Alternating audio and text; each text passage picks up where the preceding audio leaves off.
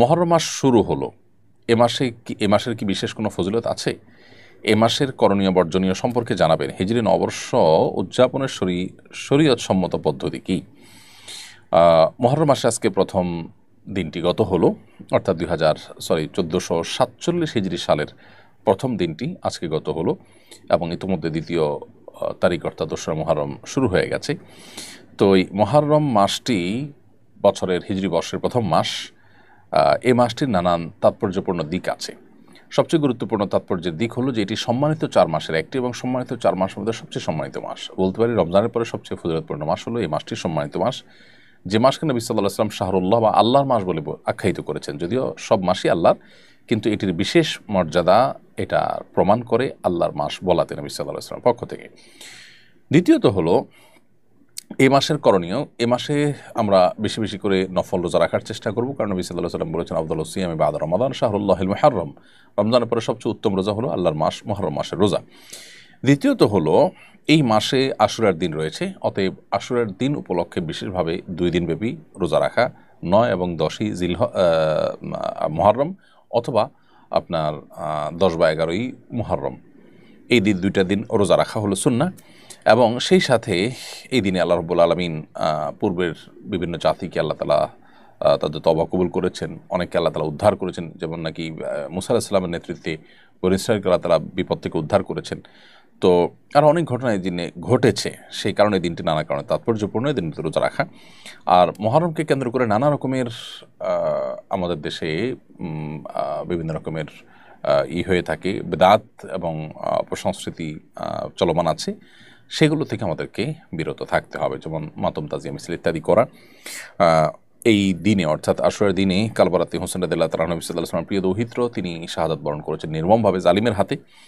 সন্দেহাতীতভাবে এটি আমাদের জন্য বেদনাদায়ক একটি অধ্যায়, কিন্তু সেটাকে কেন্দ্র করে সারা জীবন বা বছরকে বছর শোক পালন করা এটা শরিয়া সিদ্ধ নয়। নবী সাল্লাল্লাহু আলাইহি ওয়াসাল্লাম তার ওয়াফাতেও আমরা এই ধরনের শোক পালন করি না। সবচেয়ে বড় কথা হলো নবী সাল্লাল্লাহু আলাইহি ওয়াসাল্লাম নিজে পরিষ্কারভাবে বলেছেন যে 3 দিন পর আর কোনো শোক পালন করা যাবে না, সর্বোচ্চ 3 দিন পর্যন্ত শোক পালন করা চলবে।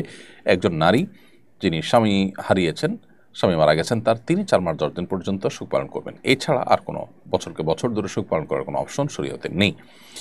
সেসব কারণে তাজিয়া, মিছিল ইত্যাদি এবং শোকের পোশাক পরা, মাতম করা, নিজের দেহে নিজে আক্রমণ করা এবং আরও নানাবিধ আপনার বেদাত আমাদের সমাজে প্রচলিত আছে, সেগুলো মুহররমকে কেন্দ্র করে আমরা বর্জন করে চলতে হবে, কারণ এগুলোর সাথে ইসলামের কোনো সম্পর্ক নেই। খিলক্ষেতে রেলের জমিতে মন্দিরের সাইনবোর্ড স্থাপন করা হয়েছিল। সে মন্দিরের সাইনবোর্ড উচ্ছেদ করায় সেকুলারদের একটা অংশ সরকারের সমালোচনা করছে এবং ধর্মপ্রাণ মুসলমানদের সমালোচনাও করছে। সরকারের জমিতে মন্দির নির্মাণের উদ্যোগকে কীভাবে দেখেন? দেখুন, সর্বপ্রথম কথা হলো যে আমাদের দেশে এই ধরনের ঘটনা, ধরুন কোনো সরকারি জায়গাতে মসজিদ হয়েছে, সরকারি জায়গা দখল করে কেউ মসজিদ করেছেন, সেটা যদি উচ্ছেদ করার কোনো উদ্যোগ নেওয়া হয়, তাহলে সেক্ষেত্রে সেটার সমালোচনা করে কোনো নিউজ হতে দেশে আপনি ভুলেও দেখবেন না, বরং সেখানে সরকারের জায়গা দখল করে যারা এই ধরনের কাজ করেছে তাদের সমালোচনা করে নিউজ আমরা সবাই করব এবং সেটাকে আমরা অ্যাপ্রিসিয়েটও করি যে আল্লাহর ঘর বানানোর জন্য কারোর এভাবে সরকারের জায়গা দখল করে ঘর বানানো এভাবে উচিত নয়। কিন্তু এখানে যেটি ঘটেছে সেটি হলো সম্পূর্ণ বিপরীত, সম্পূর্ণ উল্টো, যে মন্দির বানানো হয়নি, মন্দির বানানোর সাইনবোর্ড লাগানো হয়েছে এবং সেই সাইনবোর্ডের আড়ালে সরকারি জায়গা, রেলের জায়গা দখল করার পায়তারা চলছিল। সেটার বিরুদ্ধে যখন মানুষ সোচ্চার হয়েছে, সেটাকে প্রশংসা না করে এক শ্রেণীর মিডিয়া এবং এক শ্রেণীর সেকুলাররা সেটাকে সমালোচনা করেছে। আমাদের পার্শ্ববর্তী দেশের কোনো প্রচার মাধ্যমে আমরা দেখেছি তারাও তাদের, এমনকি গণমাধ্যমগুলো, তাদের মূলধারা মিডিয়াগুলো পর্যন্ত এই সমালোচনা তারা নেমে গেছে। এটা একটা সুস্পষ্ট মিথ্যাচার এবং প্রপাগান্ডা বাংলাদেশের মানুষের বিরুদ্ধে। সরকারি জমিতে যদি মসজিদে থাকে সেটা অনেক সময় উচ্ছেদ করা হয়, অতএব এটা একেবারে রুটিন ওয়ার্ক, একেবারেই স্বাভাবিক বিষয়। এভাবেই আসলে আমাদের দেশে এক শ্রেণী মিডিয়া সাদাকে কালো, কালোকে সাদা করে তারা দেখাবার চেষ্টা করে। এখানে ধর্মপ্রাণ মানুষদেরকে উগ্র হিসেবে দেখানোর চেষ্টা করা হয়েছে, সংখ্যালঘুদের নির্যাতিত দেখানো হয়েছে, অথচ পুরো বিষয়টা হলো সম্পূর্ণ বিপরীত। সেখানে মন্দির তো নির্মাণ দূরের কথা, মন্দিরের সাইনবোর্ড শুধু লাগানো হয়েছিল, মন্দির নির্মাণ হয়নি, কিন্তু বলা হয়েছে যে মন্দির নির্মাণ হয়েছে এবং সেটা ভাঙা হয়েছে। পুরো জিনিসটাই হলো ভিত্তিহীন। আর এর চেয়ে বড় কথা হলো এটি রেলের জমিতে হয়েছে এবং সেজন্য এটা এই জমি দখলের বিরুদ্ধে অবস্থান গ্রহণ করা এটা দর্শনীয় কোনো বিষয় নয়, বরং এটাকে প্রশংসা করা দরকার ছিল।